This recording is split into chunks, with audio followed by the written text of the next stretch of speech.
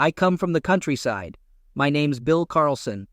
I completed a 2-year program in animal husbandry, and my biggest dream was to run my own feed store and start a family. After graduating from community college, I tied the knot with my high school sweetheart, Janice. We'd known each other since childhood, and I couldn't picture myself with anyone else.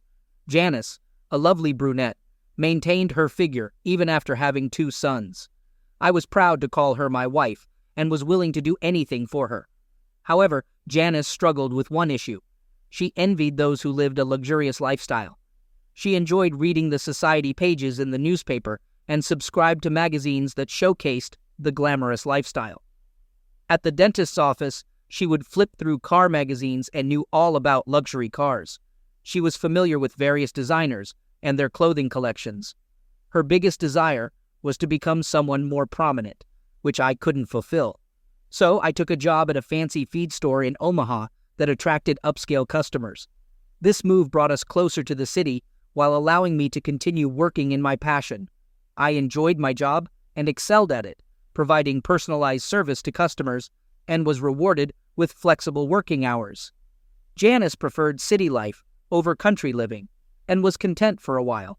When she decided to join the workforce, we started putting the kids in daycare, which they didn't seem to mind. Janice landed a job at Gilbert Medical, a medical equipment company, where she worked in an office role, enjoying dressing up and meeting people outside the farming community. She became more focused on her career, leaving me to take care of the boys most of the time. I handled dropping them off and picking them up from daycare, preparing meals and getting them ready for bed. I also took on the responsibility of cleaning the house while she focused on perfecting her wardrobe. We saved money each month with the goal of eventually buying my own feed store. Now, even though she was working, it seemed like we couldn't save any money anymore.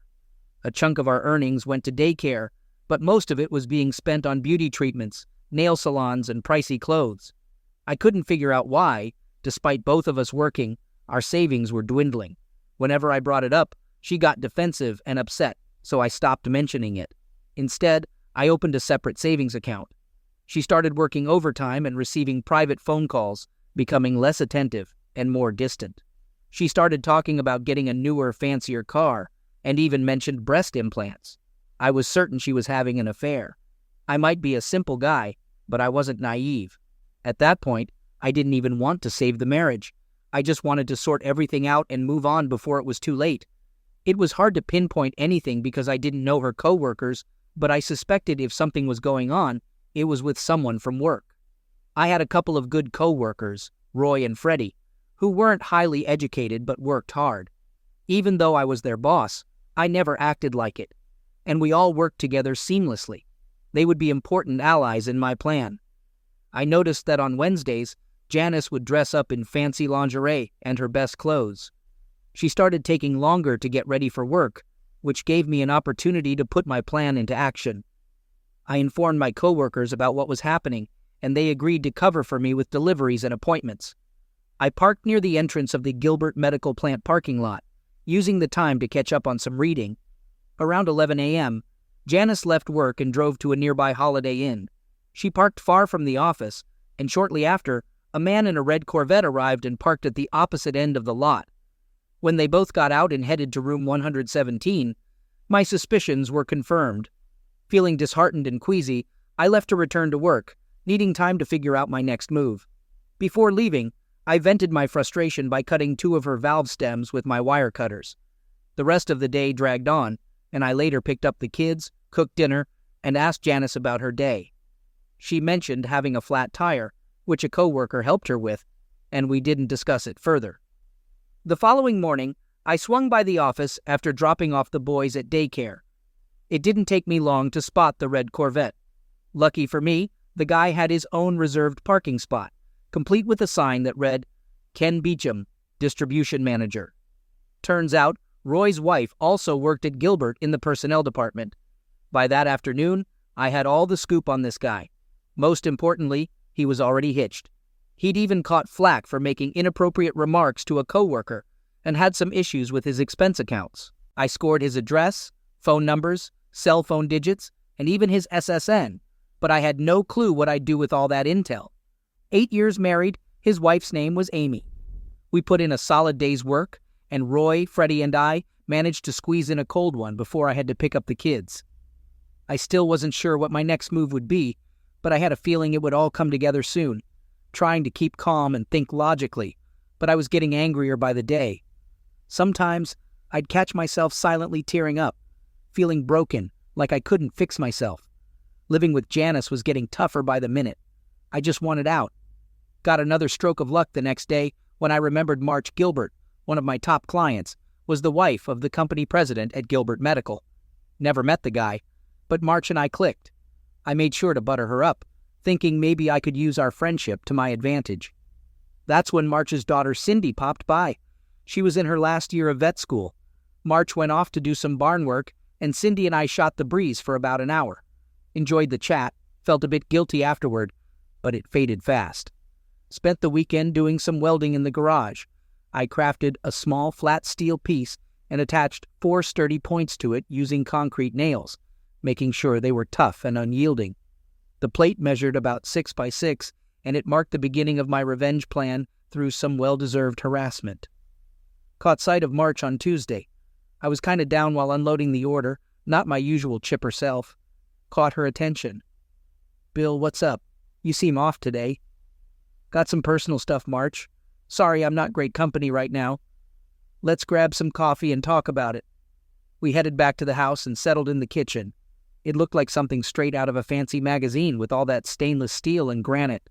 I thought to myself, Janice would flip for this. March put the coffee down, leaned in, and asked, "So how can I help you, Bill?" "Honestly, March, I'm not sure, but maybe talking it out will help. My wife, Janice, works over at Gilbert Medical, and I think she might be getting pressured into something she doesn't want to do with one of her bosses. Problem is, I can't prove it." "What makes you think that's happening?"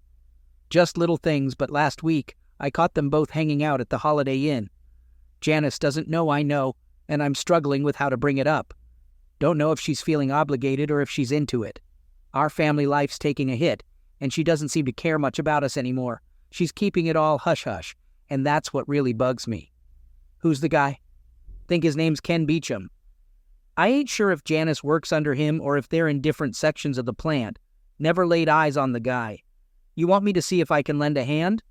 I hesitated a bit and dropped my gaze. "If there's a chance to handle this quietly, count me in. But I ain't looking to stir up a hornet's nest." "All right, let me suss it out. See you next Thursday with those oats." I thanked her. Then, as I was getting ready to split, I asked, "Where's Cindy?" "Back at school. She'll be home this weekend. Why don't you bring the boys up so she can meet them?" Well, this turned out better than expected. I reckon Janice won't mind if I take the boys out for a bit. Could be a good weekend. Next morning, it's raining cats and dogs. Janice is all dolled up for her special day again, and I just kept quiet, watching her. After dropping off the kids at the daycare, I swung by work. The guys were all set to cover my morning shifts. Roy was going to use my truck, make the deliveries, and log everything. I just need to sign off once I got back. Freddie brought his cousin's van, and I loaded a floor jack in the back. We'd attached my steel plate to the lift of the jack.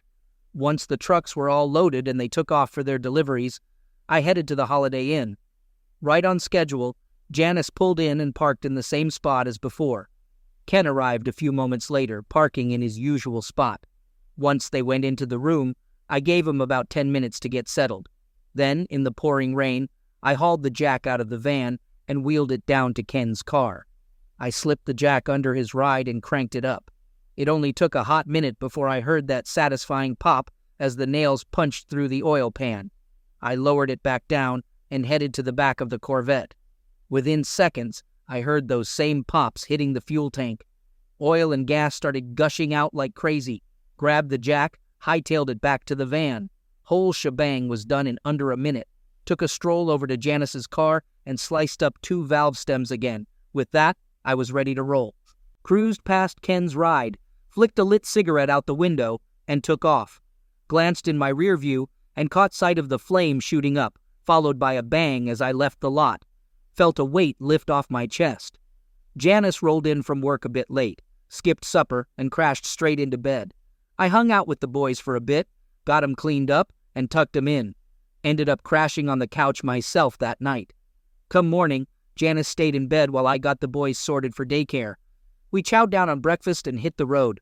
She didn't budge, didn't say a word. I didn't pry. Noticed her car wasn't in the driveway. Around 9 a.m., just after we loaded up all the trucks, I got a visit from Lieutenant John Fritz. He seemed all right.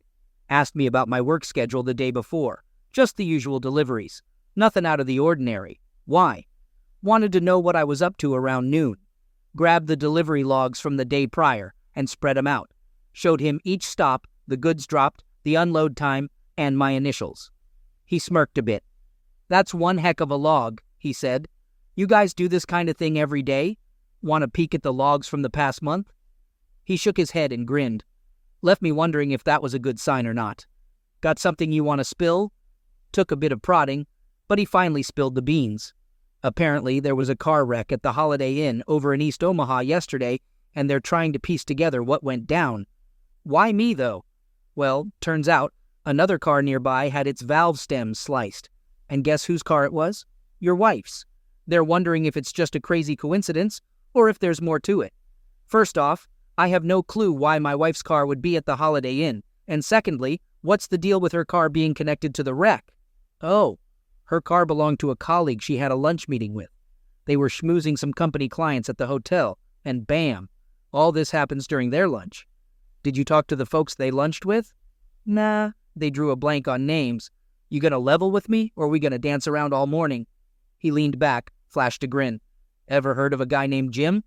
Never crossed paths with him, honest truth. I'll take your word for it. He grinned again. Hate getting mixed up in domestic stuff, so let's hope I don't gotta swing by again. Here's my card. Give me a shout if anything else pops up. All right. He shook my hand. Hate to drop this on you. Let me know if you need anything. All right.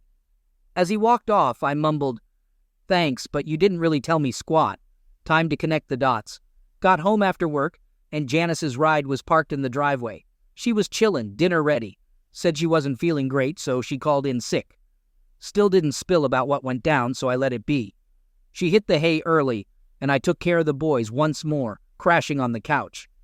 Next day, she was up and about getting ready for work when I left with the boys for daycare. After dropping them off, I swung by the doc's office and asked for an STD check. Friday at work was just like any other. Got home, and Janice was there again. After dinner, I suggested taking the boys to one of my customers' farms the next day. Asked if she wanted to join, knowing she'd likely pass. She mentioned having shopping to do, so I let it slide. Didn't matter to me if it was shopping or a date. Same outcome either way. Saturday with Cindy and the boys at Gilbert's Ranch was a blast. We had a blast all day long. March whipped up an amazing lunch. Didn't want it to end. Cindy clicked with the boys, and they seemed to dig her too.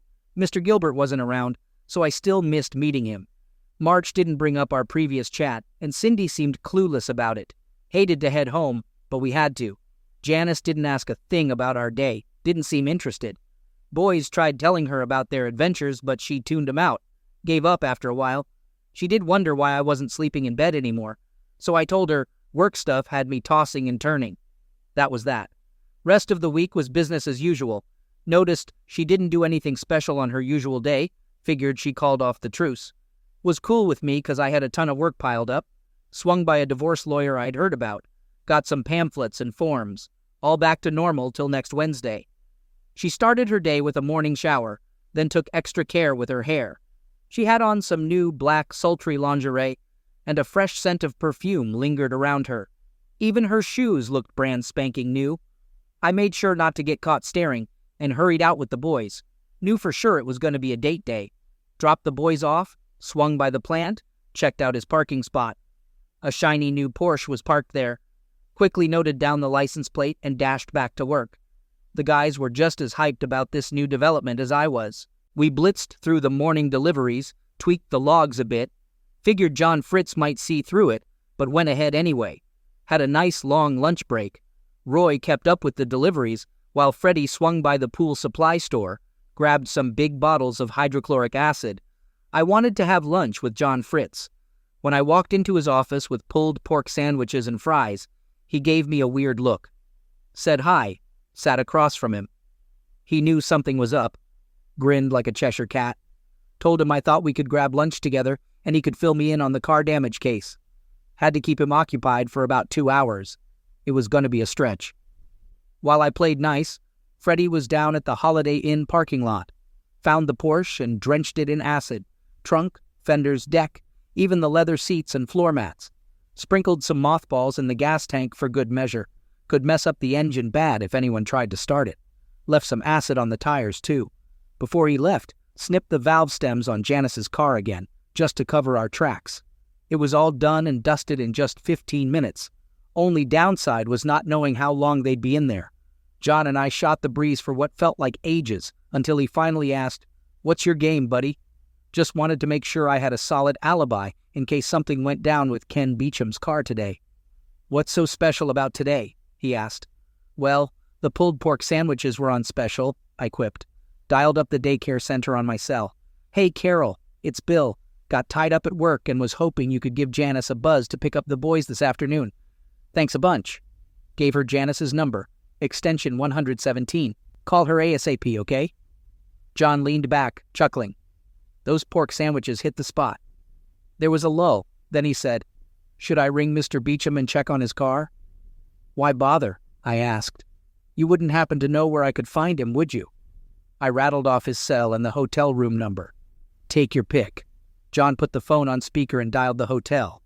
After a few rings, Ken Beecham picked up, sounding out of breath. "Who's this?" "Detective Fritz here," John replied. "Just wanted to update you. No leads on who messed with your car. Why are you calling me? How'd you get this number?" "I work in law enforcement, Mr. Beecham. Got yourself a new ride yet?" "Yep, just got it." "Why the question?" "Just checking to avoid any repeats of the last time." "Where's the car now? It's parked outside." "Everything all good with it?" "Let me take a look."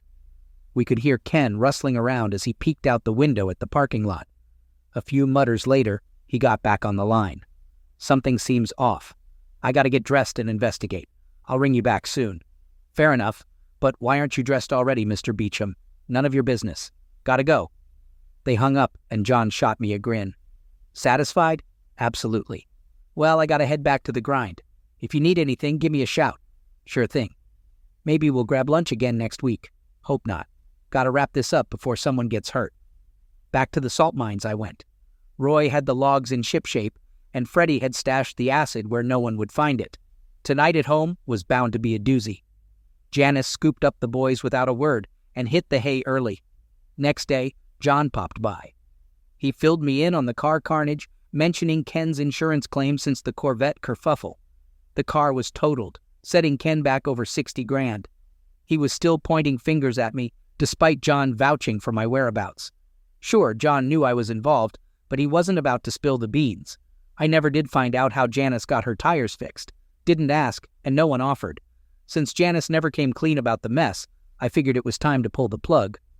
My STD test came back clean, and I'd kicked off the divorce paperwork with the lawyer.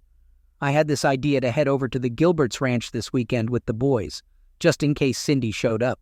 If not, we'd chill with March. But I still hadn't nailed down any solid proof of Janice's extramarital shenanigans. The weekend went smooth. Cindy was there, and the kids were over the moon. We had a blast. Felt like a real family again. We all missed that vibe, big time.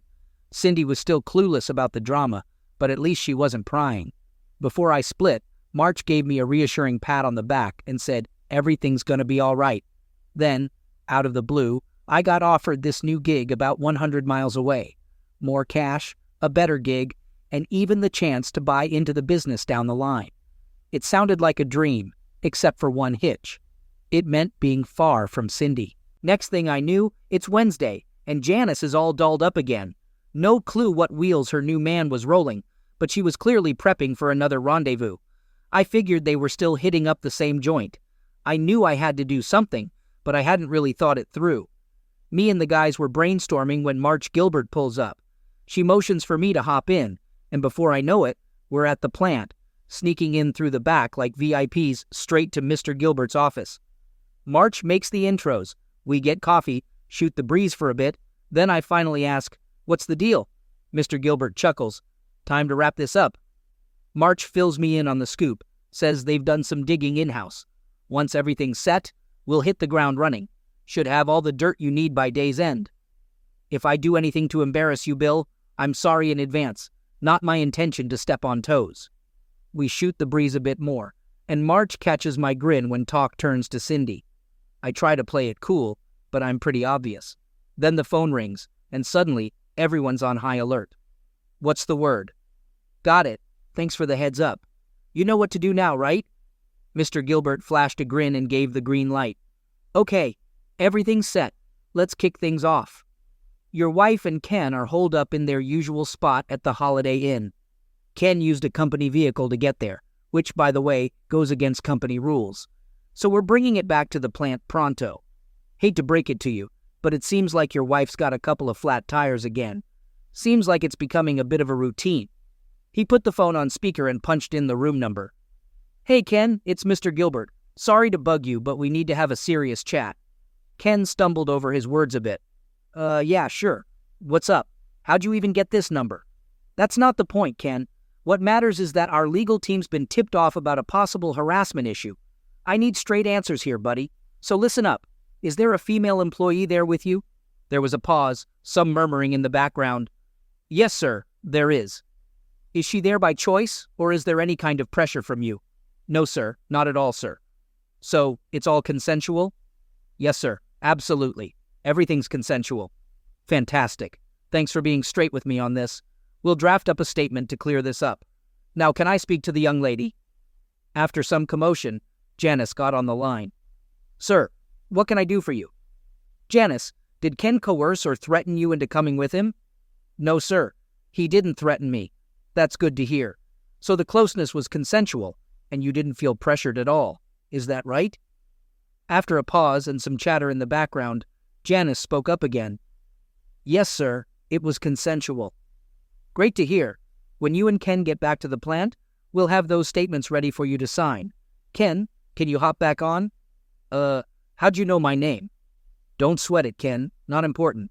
Just head back to the plant so we can square this away with the legal team. He ended the call with a grin. March, why don't you take Bill out for a bite and swing by later? The legal folks should wrap things up by then, and we can all move on with our lives. Lunch was fantastic.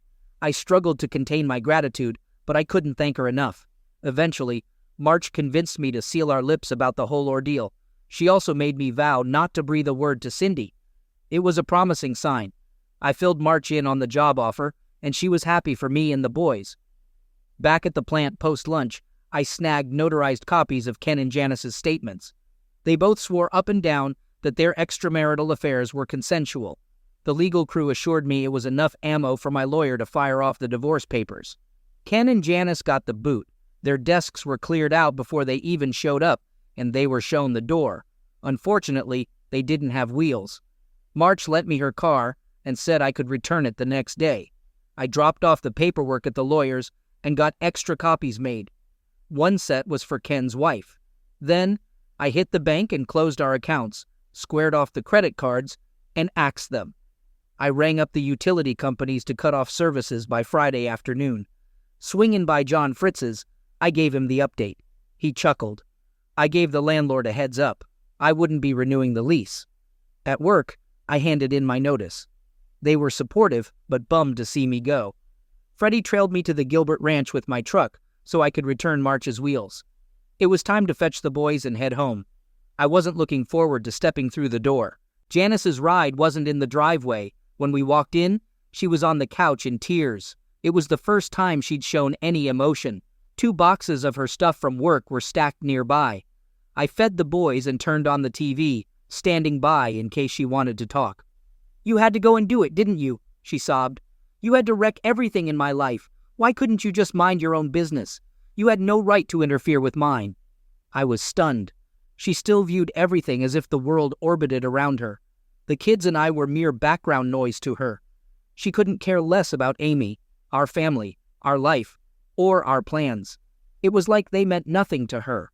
All she cared about was her own immediate desires. Honestly, I felt a weight lift off my shoulders, knowing I wouldn't be stuck with her for life. I kept quiet and headed for a shower. Later, while I got the boys ready for bed, she retreated to the bedroom and shut the door. The next day, I brought the boys along to work. I just wanted to tie up any loose ends and make sure Roy and Freddie were on top of the system I'd set up. We hit up some stores to gather boxes for the move. Passing by the hotel, Janice's car was missing, so I figured she must have gotten it fixed by now. Those flat tires must have put a dent in her shopping spree budget for the past month. When we got home, Janice wasn't around. We only grabbed clothes and toys. Everything else stayed put for Janice to deal with. Little did she know that by the next day, all the utilities would be cut off. Damn, fate was a cruel one. As we backed out of the driveway, Janice was just pulling in. She stood by her car, watching silently as we drove away. I treated the boys to Chuck E. Cheese and booked a motel for the night. The next morning, I dropped them off at daycare. I handed Carol some cookies and party favors, explaining it was the boys' last day and I wanted them to have a blast with their buddies. Before I left, Carol pulled me aside. "What's the deal with your wife last week?" she asked. I didn't want to pry, but since you're leaving, I'm dying to know. She was furious when I called. She demanded to know where I got that number, and when I told her you gave it to me, she cursed up a storm. When she picked up the boys, she didn't say a word, but her vibe screamed anger. "I owe you an apology, Carol," I confessed. "I kind of put you in a tough spot." You see, Janice was having an affair. She was holed up at the hotel with her boyfriend, and I hoped if I got you to call and break up their little rendezvous, she'd reconsider the whole thing. But it backfired. Instead, she got ticked off at both of us. I'm serving her with divorce papers this afternoon, and right after I pick up the boys, we're hitting the road for a new job. I admit it was a low move on my part, and I'm sorry for dragging you into it. I met with my divorce lawyer, and everything was set to go. I'd have custody of the kids, and Janice could see them whenever she wanted. Honestly, I didn't think she'd be all that interested in them anyway. We split everything else down the middle, although there wasn't much to split. No alimony, no child support, no cash settlements. I left her all the furniture, appliances, and household stuff.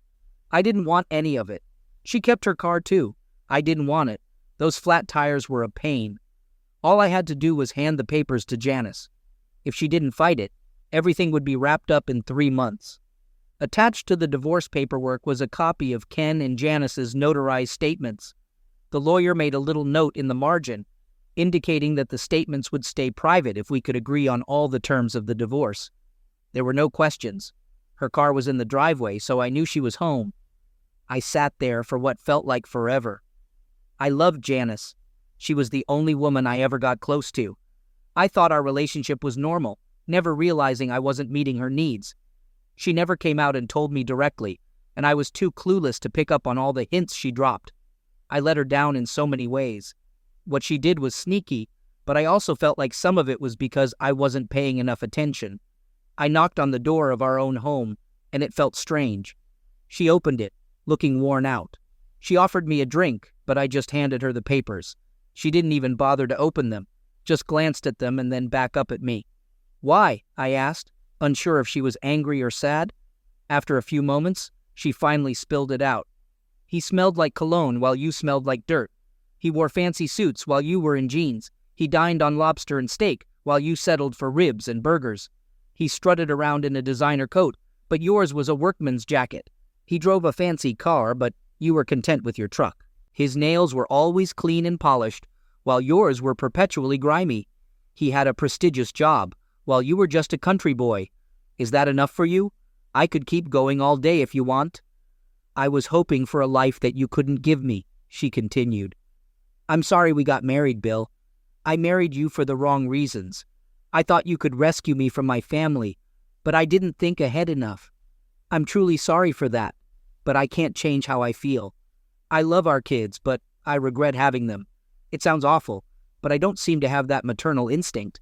I thought finding someone who could fulfill my dreams would make me happy, but it just made me more dissatisfied with where I am now. I owe you an apology. I didn't tell you the truth. I regret not being a better mom to my kids, but I'm not sorry for going after my dreams and searching for something more. What about her spouse? What about your partner? What about your kids? What about your folks?" Her attitude changed instantly. My question seemed to tick her off, and she didn't seem remorseful anymore. "I don't give a damn about any of that stuff," she snapped. "It's my turn now. I want to live the life I've always dreamed of. Having a husband from the countryside and 2 grubby kids who don't lift a finger won't help me get there. I've got your stupid papers. Now just get out so I can move on with my life." Well, that made things simple. I just turned around and walked out. When I picked up the boys, Carol offered to make more calls if I needed. I contacted the utility companies and told them to hold off on disconnecting until the end of the month. I felt a twinge of pity for her, I suppose. The divorce was finalized in 3 months. I never heard a peep from Janice. The attorney said everything went according to plan. My new job was fantastic, though. I missed out on the opportunity to buy into the business, though. Someone else snagged it, along with a chunk of prime land. My boss mentioned they were turning it into a horse breeding farm. My position was secure, but my chance at owning my own place took a hit. 2 weeks later, construction began next to the feed store. We were all curious about what was being built, and eventually, one of the guys asked the site engineer. It turned out to be a veterinary clinic specializing in treating large animals. I found that intriguing, but I shrugged it off as wishful thinking. They managed to erect the entire building in less than 60 days. The new owner was expected to arrive on Saturday. On our way to grab some lunch, the boys and I swung by for a look. I was a bit curious. Out of the blue, both boys started yelling, "Cindy, Cindy!" And lo and behold, there she was, looking better than ever. March was by her side. It turned out Cindy had earned her veterinary degree and had big plans to breed show horses while running the large animal clinic. She was giving the boys a tour of the new place while March and I caught up. We all grabbed lunch together, and Cindy shared her excitement about building a new house on the property so she could be close to her work. The boys and I couldn't wipe the grins off our faces on the way home that evening.